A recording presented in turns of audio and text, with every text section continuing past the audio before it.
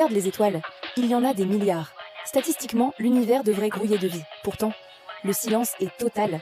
C'est ce qu'on appelle le paradoxe de Fermi. Et si ce silence était en fait un avertissement? Premièrement, l'échelle de l'impossible. Dans notre seule galaxie, la Voie lactée, il y a environ 100 milliards d'étoiles. Beaucoup d'entre elles ont des planètes rocheuses comme la Terre.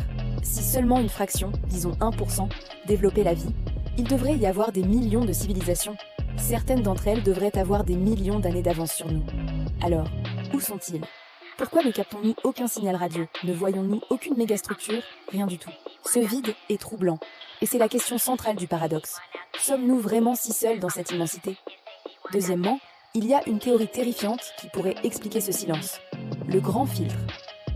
Imagine-le comme une barrière invisible, une épreuve que presque aucune civilisation ne peut franchir. Est-ce un événement naturel, comme un astéroïde dévastateur?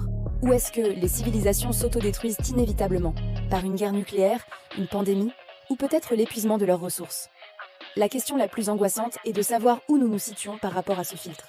L'avons-nous déjà passé, ce qui ferait de nous les seuls survivants dans un cimetière galactique? Ou est-ce que le pire est encore devant nous? Le plus dingue, c'est peut-être la dernière hypothèse, la théorie de la forêt sombre. Imagine l'univers comme une forêt immense et obscure, la nuit. Toutes les civilisations sont des chasseurs armés qui se cachent les uns des autres. Elles restent silencieuses et immobiles. Pourquoi? Parce que si tu révèles ta position, tu deviens une cible pour des prédateurs bien plus anciens et puissants que toi. Dans cette forêt, la survie passe par l'anonymat. Nous, les humains, nous crions dans le vide avec nos messages radio. Mais peut-être que nous devrions nous taire. Peut-être que le silence des étoiles n'est pas un signe de solitude, mais de prudence. Alors, la question demeure.